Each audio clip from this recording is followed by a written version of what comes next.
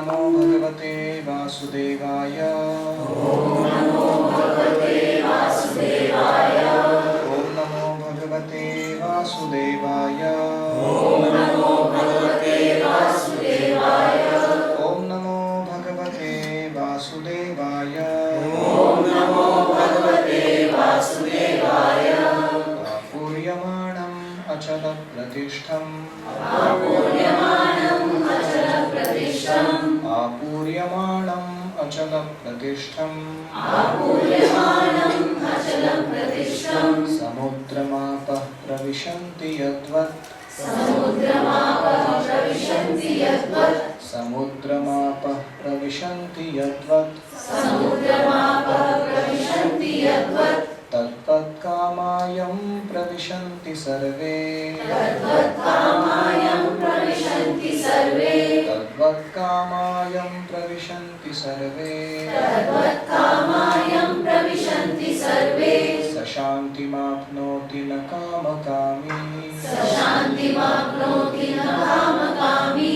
स शान्तिमाप्नोति न कामकामी। स शान्तिमाप्नोति न कामकामी। आपूर्यमाणम् अचलप्रतिष्ठम्। Hare Krishna. I was feeling much separation from all of you, thinking as if a day was like a month. And now that I am here, back amidst, I am very happy and grateful. This verse is what we call the key verse for our desire control. In this world we find two categories of people. One who think that free flow of desires and subsequent fulfillment of them is what will give us happiness. And then there is another category of people who are trying to deny the desires and think that desire is the cause of misery, and somehow or other you have to get rid of desires to get rid of miseries in your life. One is called Bhogi and other is called Tyagi. None of these paths will work in practical life. Desires are natural to the soul. We are all persons, and because of which we always are having desires. Desires cannot be stopped, they cannot be checked, they cannot be artificially repressed. All we can do with our desires is to channelize them or to rightly desire. So this is the path of bhakti. It's not path of bhoga, it's not path of tyaga, it's path of engaging everything you have for loving service of God and others. So the example is very clear. Apuryamanam, the ocean is full of water, and pravishanti yadvat samudramapa, various rivers come and enter inside the ocean. Huge quantities, tons and tons of liters of water is pushed inside. But the ocean never crosses its brim. Just imagine, once Srila Prabhupada was walking on the bank, on the seashore, Pacific Ocean. And as he was walking, he asked his disciples an interesting question. You see, this ocean is so powerful, but without God's order, it does not even cross its slightest of shore. What if Pacific Ocean and Atlantic Ocean decide to merge together? What happens to human civilization? But as Krishna says, they are all in their own places by the Lord's will. So, the rivers are pushing so much water inside the ocean, but never it crosses its brim. Similarly, the mind of a self-realized person Sthita Prajna, is like that ocean. In our interaction with the world around, so many objects, people, situations, in modern times, billboards, we keep coming across that push into our mind varieties of material desires. And what is the stature of a devotee? He may be amidst all that, but he does not cross his brim in terms of what he utilizes his desires for in his life. One time I remember, I told this story, I think. I had taken one devotee because Radheshyam needed a particular type of a diary, and I took him to this SGS mall. So generally, sadhus in SGS mall is a little weird combination. So people look at you like that. So I exactly knew the size, the shape, the color, spiral bind, line spacing, everything of the thing that I wanted. We went straight in. Where is the stationery shop? Right hand. Go there. And you go to that spot. Where are diaries? You say here. So where are spiral ones? There. And you go and choose one. I came out, paid the Lakshmi. I had gone with one another devotee. And then out we came and back to the temple. And this devotee was accompanying me, Dingadadar Prabhu. He said, Prabhu, I have never gone to a mall like that. That you just go and buy that one thing that you want and you come out. How do you manage to do this? I said I had my own goal to achieve, whatever I am doing my service for. And then he said, every time I go to the mall, I have an experience that other than the real thing that I really wanted, everything else I purchase and done. And I don't know what happens to me. So, if we can learn this type of dealing effectively with our desires, desire management, that's an interesting period, then sa shantim apnoti, such a person will become peaceful. Na kama kami. Kama kami means one who is desirous of fulfilling his desire. Is called kama kami. And we can see that practically. Even modern advertisement industry utilizes this weakness. Ye dil mange aur. Even the slogans, the mantras of materialistic civilization, they speak of it. And because of that, people do not know how to handle their desires. Usually, our desires are product of our association. And Sangat Sanjayate Kamaha, earlier we studied.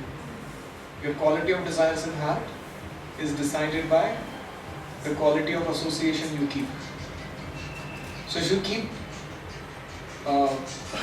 association of saintly persons, you develop saintly desires.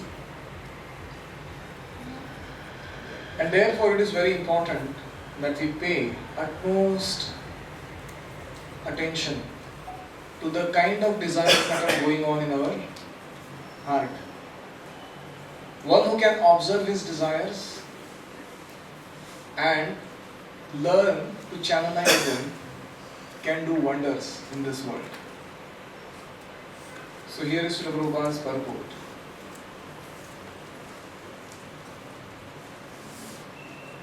The fruitive workers, karmis, the salvationists, muktivadis, and the yogis are all after mystic powers, and they are all unhappy because of unfulfilled desires. I think that's 7th line from the bottom. But the person in Krishna consciousness is happy in the service of the Lord, and he has no desire to be fulfilled. In fact, he does not even desire liberation from the so-called material bondage. The devotees of Krishna have no material desires, and therefore they are in perfect peace. Did I give that example of Ulta Duck and Sulta Duck?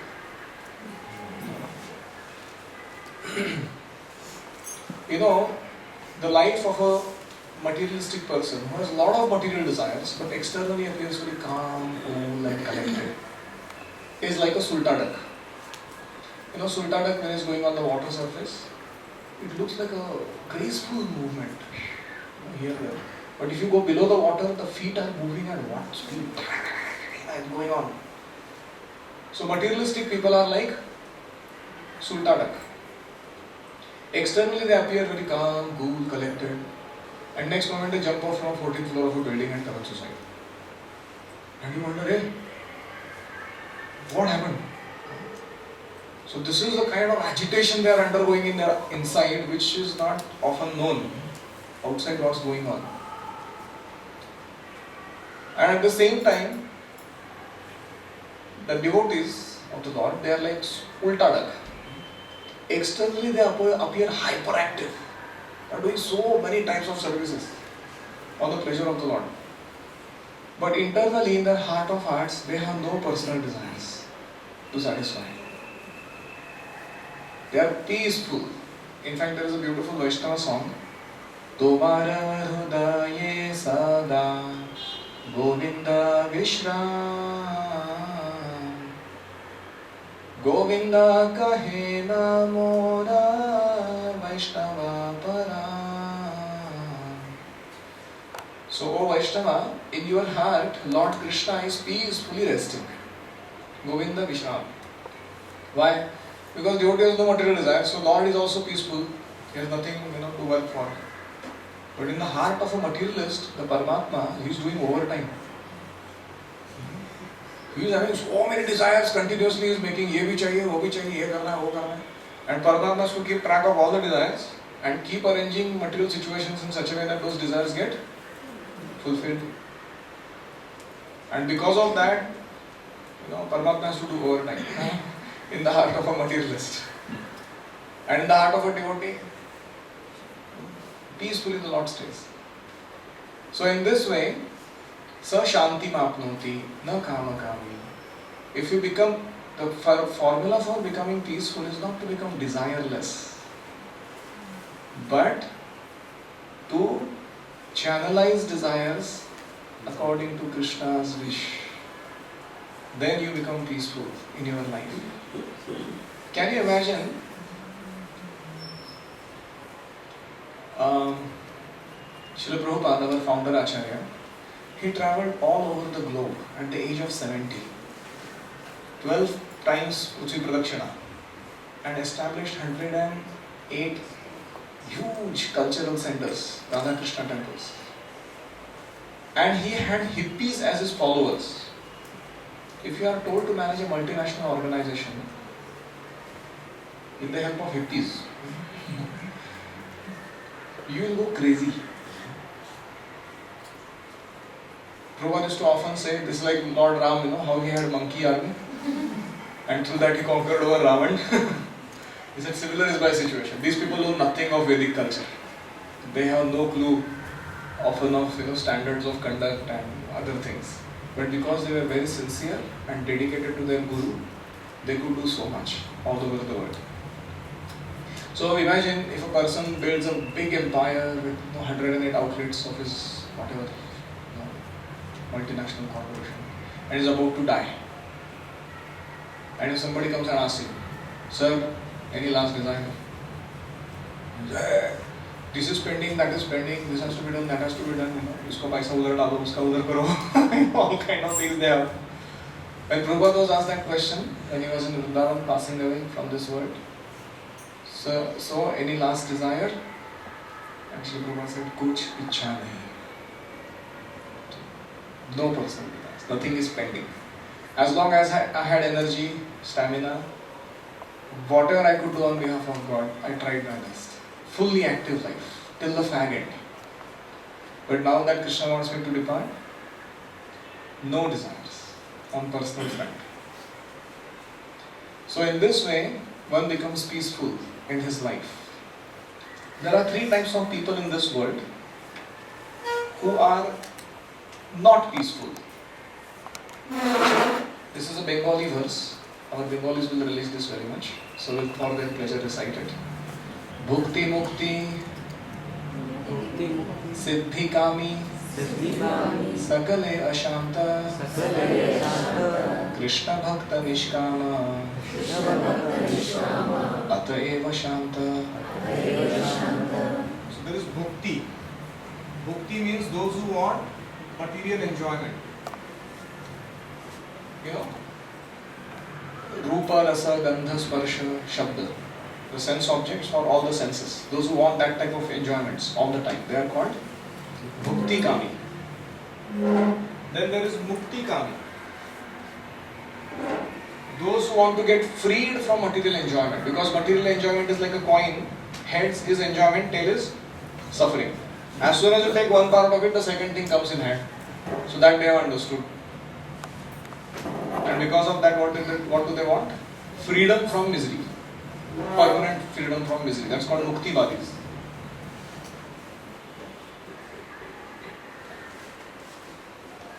Material distress.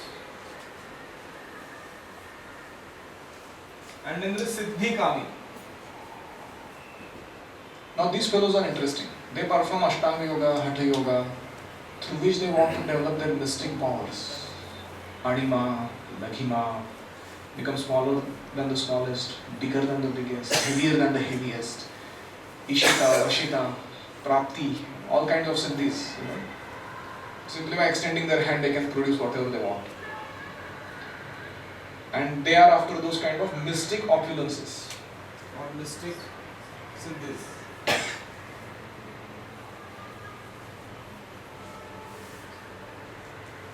So, Bhukti, Mukti, Siddhi, Kami, Sakale, Ashanta. Krishna Bhakta Nishkama. Because Krishna's devotee has no desires on personal front. Ata eva Shanta. He is very peaceful in his life. Now, how do we go about becoming such a person? All we need to do is that there are those 5 departments of our life which we have already taught once. Long ago and far away. We had learned this. There is self-development or self-care. There is sadhana. Then there is family. Then there is occupation. And then there is service to society.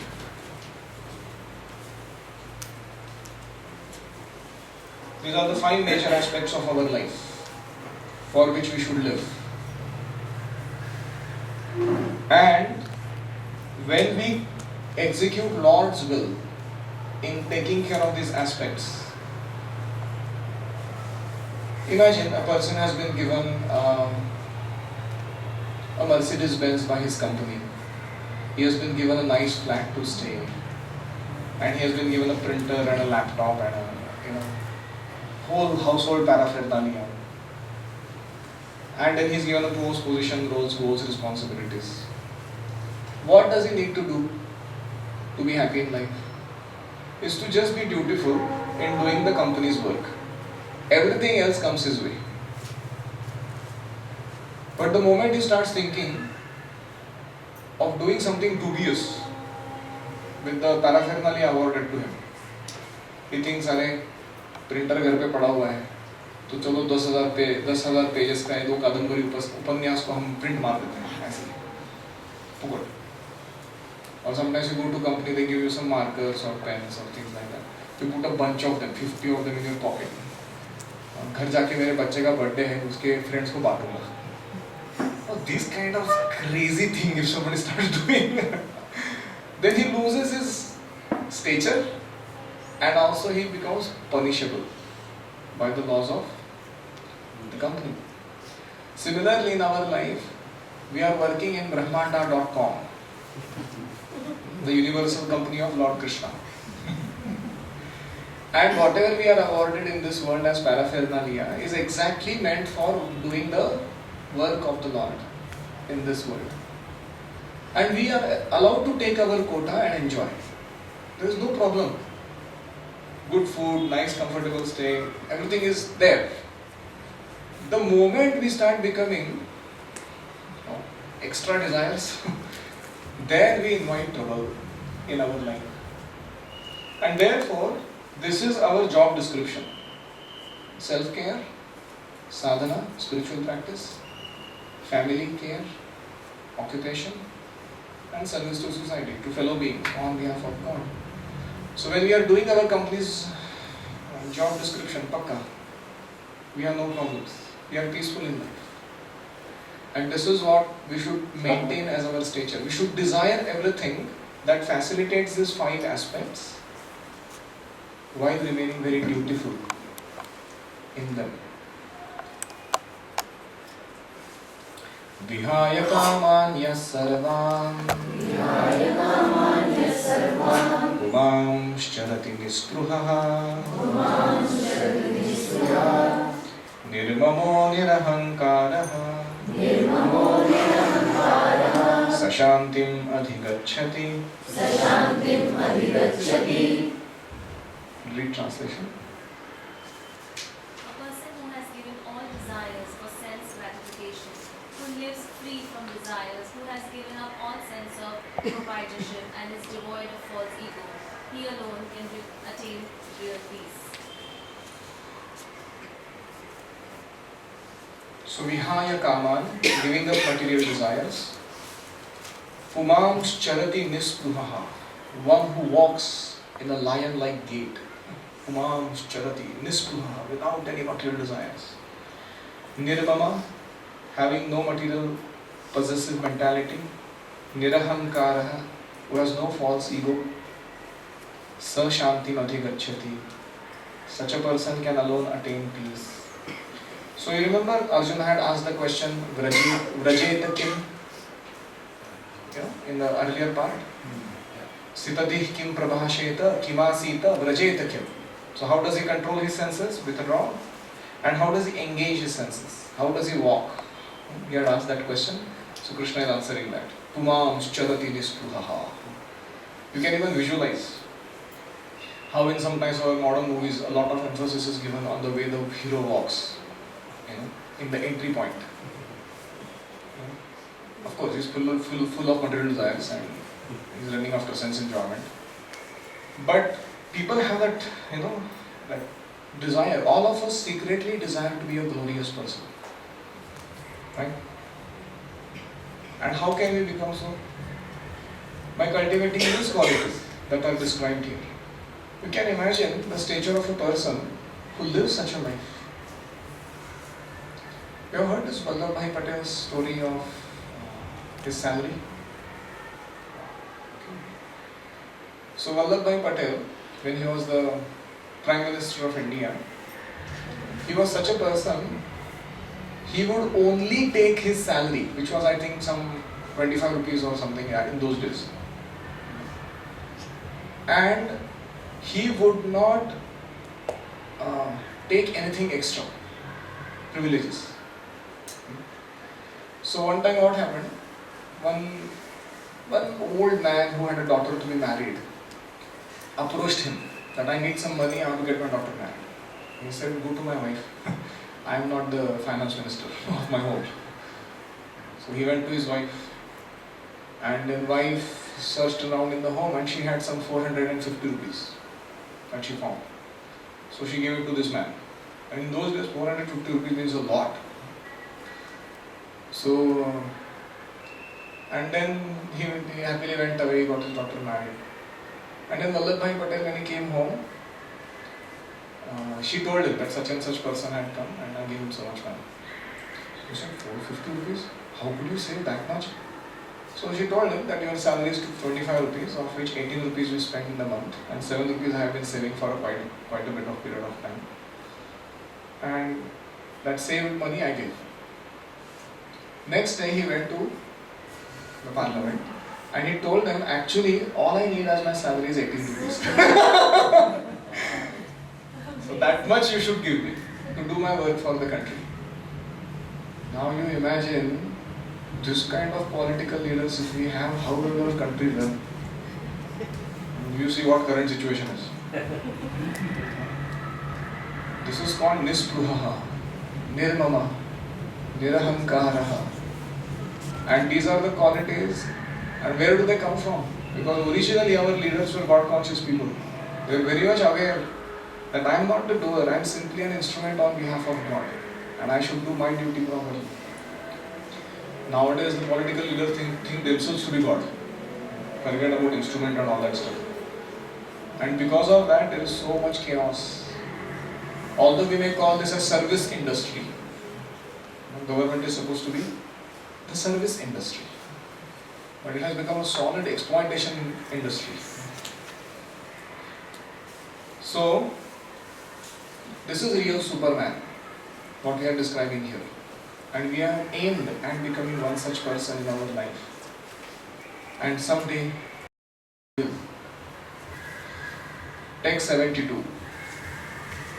एषा ब्राह्मी स्थिति पार्थ येषां ब्राह्मी स्थितिः पार्थ नैनां प्राप्य विमुह्यति नैनां प्राप्य विमुह्यते स्थित्वा स्यामन्तकालेऽपि स्थित्वा सामन्तकालेऽपि ब्रह्मनिर्वाणमृच्छति. ब्रह्मनिर्वाणमृच्छति. Translation.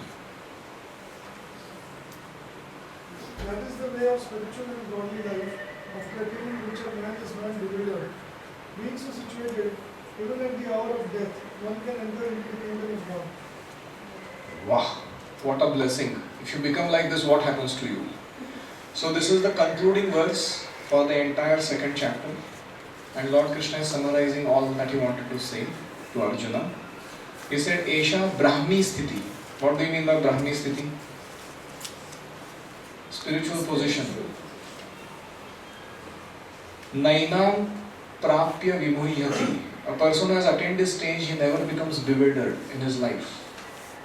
You know, we are always in bewilderment about what is happening in the present. Confusion. So, Vimuhyati, na Vimuhyati. He will not be bewildered.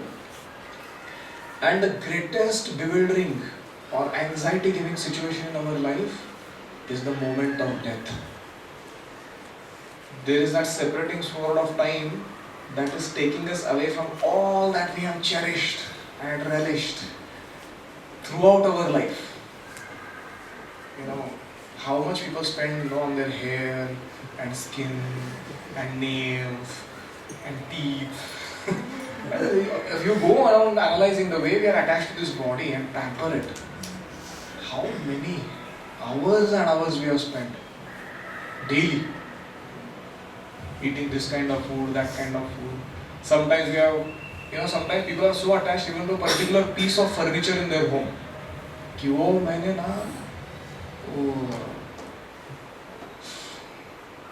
Mozambique country से लाया था. I had brought it, a unique piece. Nobody else in the whole world has it. And I have it in my home. And what to speak of our gadgets, mobiles, laptops, things like that. And what to speak of our near and dear ones, children, the husband, the wife. Imagine you are suddenly taken away from all this and told, Hari Paul, nothing more. And you say, oh, you cannot do that to me, please save me. It is said that the person is about to die, he experiences misery equivalent of 40,000 scorpions biting him at a time. And that is not like physical, they are coming and biting you. That is the experience of getting detached from those things that you are most attached to.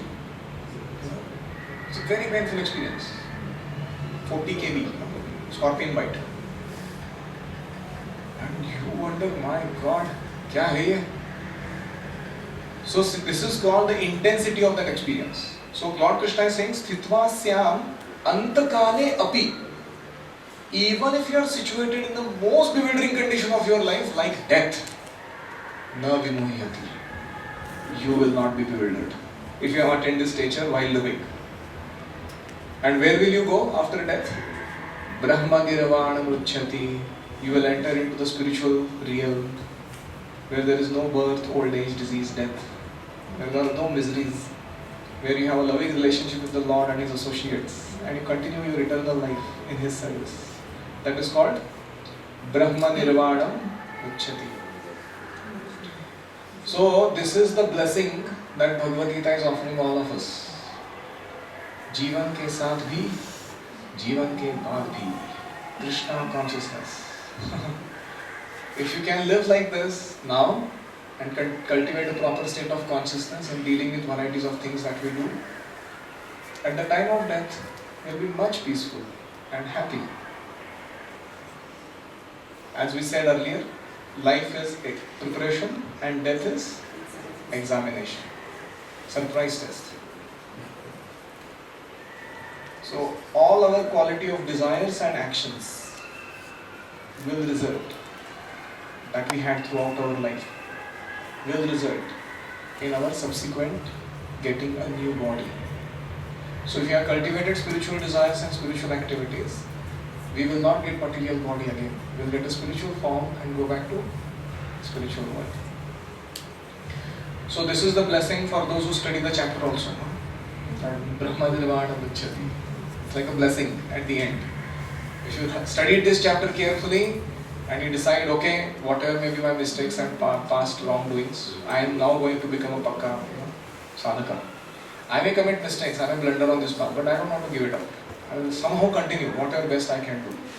And such a person is blessed by the Lord Himself through these words. Brahma nirvanam gacchati. You will attain spiritual perfection. So, because this chapter is ending here, we'll just quickly summarize the whole chapter. Now, you are going to summarize and I am going to hear.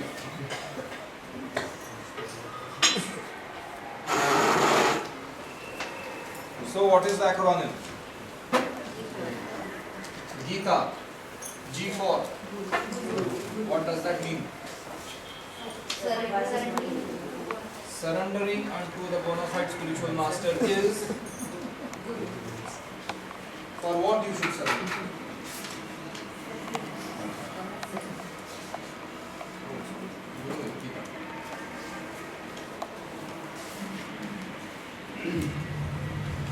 So why should we surrender to Guru?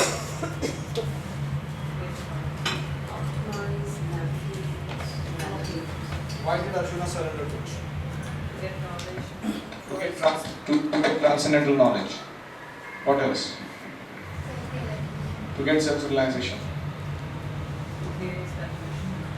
To unclutter our life. To get rid of all confusions. The Guru validates, he navigates and he optimizes. My God. Guru is one who validates, optimizes and navigates your life and its choices. Hare Krishna. So, surrender unto Guru to overcome all perplexities in life. You heard that term perplexity a million times? In the purport somewhere. Moment to moment we are going through this. And if we have a Guru, we hear his Vani, instructions very attentively. In every situation in our life we get to know, yahi hai right choice baby. And that one choice that we make will solve or unclutter our life and its problems. So that was about Guru, surrender unto Guru. What was I for? When you surrender unto Guru, what happens? Identity. You get to know about your Swarupa. Who am I? What am I supposed to do with my life? Why am I here? So, what is that identity? I'm a soul, not a soul. I am spirit soul, I am not this body. Aham Brahmasmi. I am not this matter. Matter does not matter. Spirit does. So, that is called identity. We develop right type of identification. It's called true ego. Complete awareness of our real position. Then T for two dharmas. So we are spirit in matter. Right? Soul who has come and got cluttered into the world of matter. So we will have two types of dharmas or duties. Our duty towards God, called constitutional duty, and our duty towards this world, called conditional duty. And the central challenge of our life is to do these duties to the best of our ability. There will be circumstances, sometimes you fall sick, sometimes you get honored or dishonored, sometimes you get so many problems in this world. How do we dutifully discharge both our responsibilities is our test of purification of consciousness. And consciousness is getting purified through it. And we should not run away from that experience. Just like for a mother, she has a baby, gets up in the middle of the night, starts shouting, crying. And you cannot say, what kind of... No. Purification. It's called purification. Similarly in spiritual life, sometimes you feel like chanting 16 rounds, 24 rounds, 3,000 rounds. Other times you feel I will not chant even one. And you know what is this chanting? So, do what you are supposed to be doing. So when we do that for our purification, we eventually become what? Atma Rama or Sthita Prajna. One whose consciousness has become steady, purified. Such a person is called Atma Rama, one who delights in his own self. And we saw the description, what kind of person you become. Very, very, attractive, prospect. I don't know how many of you are really attracted to this prospect, but you should really feel, I want to become like that. What kind of description is this? People hear about He-Man, Batman, Spider-Man, Doberman, What's the point in becoming like that?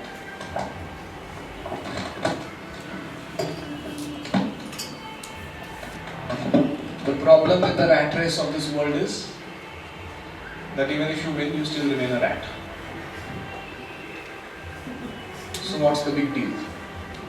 Better become something worthy of our original cause. So sometimes you become CEO of a company or Prime Minister of a country, this, that. As they say, when the game gets over, both the pawn and the king go in the same box. It just doesn't matter materially what you did. It's not that Bill Gates can come back tomorrow and say, मेरे पहले life में पता है कितना कमाया था, अभी मुझे वापस दे दो. People will call him crazy. तो हो गया वो, था या नहीं पता नहीं, लेकिन तुम्हारा भी नहीं है.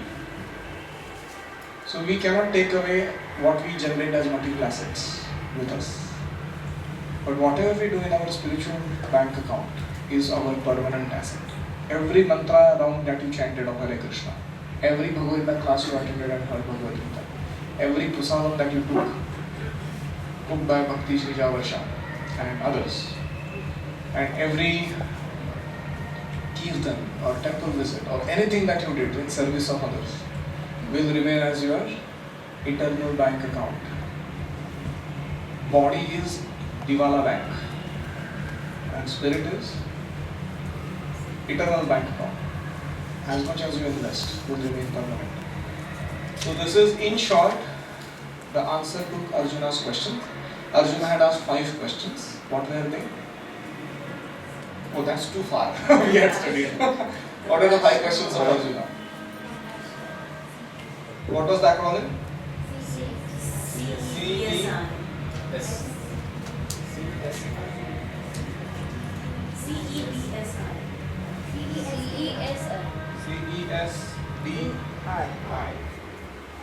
Compassion on bodily platform.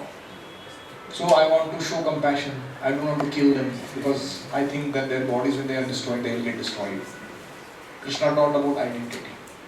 You are not the body, you are spirit, soul. Nobody can kill the soul. Nainam chindanti shastrani, nainam dharati paraka. What will happen to my enjoyment? Arjuna had asked that question. Krishna answers that even if you do your material duties perfectly, you will get material enjoyment. That's assured. That's called karma kanda. So, even if you are not having Lord consciousness, still you should do your duty properly. On a very base level, Krishna is defeating that argument. Then S for fear of sinful reactions. And Krishna taught him, if you work in the spirit of Nishkama Karma Yoga, which means dutiful and detached work on behalf of God, you will never accrue sin, no matter what activities you perform. There is no question of sin. D for destruction of family traditions. So Krishna is telling, if you live like this, you will be elevated and your family members will be elevated in their future lives. And of course, if Duryodhana becomes king, if he can disrobe Draupadi in front of public, what kind of family traditions he is going to maintain? So better you rule. And then I for indecision. So what was the verse for not having indecision?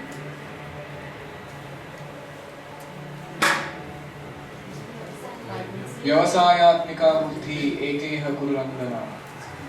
He said those who are on this path of spirituality, their focus is one pointed. Those who don't practice spirituality, their intelligence is multi-branched. So, all questions answered? In one chapter, Krishna is answering all the doubts of Arjuna. But there is a saying in English. A man convinced against his will is of the same opinion still. That's why chapter 3 begins with a question of Arjuna. Arjuna uvacha Jayasi chet karmanaste Mata buddhir janardana Tat kim karmani ghore mam Niyojayasi keshava. Translation. Arjuna said, O Janardana, O Kesava, why do you want to engage me in this ghastly warfare? If you think that intelligence is better than fruitive work. So, Lord Krishna talked about peace. In the last few verses, he was talking about peace. Shanti mruchati, Brahma nirvana mruchati, and sa shanti madhigacchati, sa shanti mapnoti, na kamakami. So Arjuna was thinking becoming spiritual and becoming freed from desires, material desires, means not performing any material activity and thus not fighting wars and not doing anything that you do in the material realm. And then Shanti, that mood was there, and suddenly Krishna said, now fight. Arjuna said, hey, you told me to become Shanta, peaceful, and you are again engaging in ghastly warfare. What kind of Shanti is this? So Arjuna has not yet heard what Krishna has taught.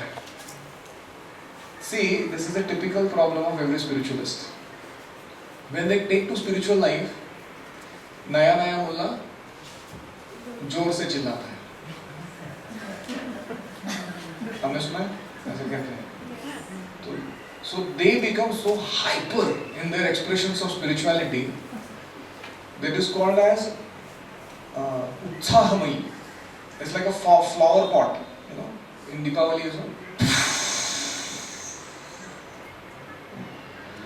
So one has that type of enthusiasm initially.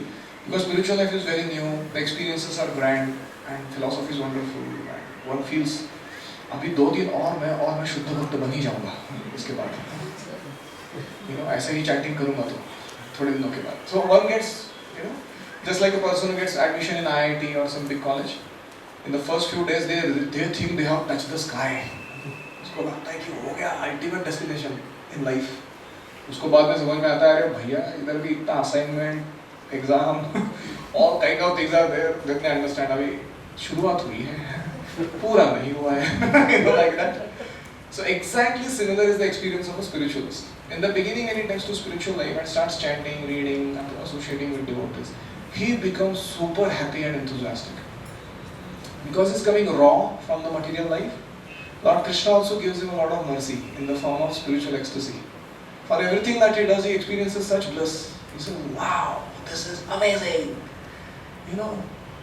And then, what happens is that he tends to become overly spiritual and materially unengaged. He tends to think, oh, family is Maya. You know, job is Maya. And whatever, this kind of feelings in the heart. And thus, he wants to exercise his spirituality at the exclusion of any material engagements. And often he gives that excuse कि अभी तो हम spiritual हुए हैं, अभी हम ये सब नहीं देखते हैं काम. So this tendency to be peaceful, because material life is cluttersome, is a sign of neophyte tendency. Nausikhiya bhakta. So Arjuna also wanted to be at peace. He didn't want to do with this whole warfare and all that stuff around. So he's thinking, Are Krishna is telling Shanti Madhi Gacchati, I will not give any warfare and this that activity, just be peaceful. Chant Hare Krishna, be happy. But what Krishna had told is that you have to do both the duties till you become genuine spiritualist with no material hankerings and lamentation in life. Are we at that stage in the beginning? No. We just get some initial kick and we think, I'm there, up there. And that's why Krishna tells, don't get so hyper. You have to continue both your spiritual as well as your material duties, so that you eventually come to the stage of becoming the Sthitaprajna. So how that happens, we will see in future. Any comments or questions? Is there anything wrong in being in that state? The spiritual ecstasy if you are feeling at the initial, because that is what is driving you towards that path. There are two things that are right about that stage. One is that it gives one great determination and great relish to practice spiritual culture. And the one other thing that is right about that stage is at least one is not indulging in any sinful or negative activities. Then there are two things that are wrong about that stage. One thing that goes terribly wrong is that he sets a very bad example for others. People in the normal society, they think, Arey, ye to Hare Krishna ho gaya. They think like that. So they tend to think, people in the society, that people who turn to spiritual life, they lose all their material ambitions and they are good for nothing in the real life. Like that, they develop a misconception. So they set a bad example. And sometimes, in the name of becoming a spiritualist, they apparently behave hard-heartedly toward their loved ones. Not that they want to behave like that, but sometimes, they tend to neglect their duties towards them or something like that. And those people also become put off. They say, Arey, kya hai? It's like, say, two persons, they are staying in a family, and one person becomes spiritual. So earlier they had some time and affection and relationship they were sharing together with each other. Now this Krishna, some third fellow came in life, and this person suddenly starts spending too much time, Krishna, Krishna, Krishna. And this person gets disturbed. That is out of love, not out of anything. He was like, yeah, kya hai? Krishna, why should I divide my love and share it with Krishna? And that is where the problem comes. So this person has a double thing to perform. He has to do his duties towards Krishna and also give the feeling of belongingness to his family members. So that is where they generally fail. And then that also causes some disruptions for people around. So there are two good things and there are two other things, and we need to be cautious of it. Like we set a very good example on all levels. You have to balance it. You have to balance it. How? How to balance? Work while you work and play while you play. Which means, generally when your family members are resting or they don't need you much, that time you practice your spirituality. Like early morning, for example. Or you go for a morning walk and then you complete your rounds and come back. So that when they need you at the time of their personal time, then you are there for them. If at the time when family members need you, you are lost, sitting in some corner chanting your 16 rounds. They feel, अरे इतना भक्ति तो हम भी भक्ति करते हैं, तुम थोड़ी भक्त हो अकेले. People think like that, and then they start accusing Krishna, offending Krishna, so many things. So we have to balance it out that way. Another is, as we become devotees, we become ultra sensitive to others' needs and values. We get to know them better than even they themselves. So we should utilize that to serve properly. I have seen when a person gives himself to the best of his abilities to his loved ones, they know it, that this person is trying his best. And when you are trying to cut corners and take a shortcut somewhere, that also they know. Keep pata takto hai. It is going so. So our struggle comes in picture. And if we are sincere, Krishna will guide us. Where there is will, Krishna shows the way. So you have a strong desire that I want to be as ideal as possible in both my duties. On a practical level, we should divide our day. Early morning time for sadhana, daytime for occupation, evening for family or socializing, and night time just before going to bed, again back with Krishna for half an hour. Read Bhagavad Gita. I told that, right? Half an hour a day. Chant your round or extra round. Plan your next day. Prayerful consciousness. Then you rest. So like that, you have to make it cyclic. Any other?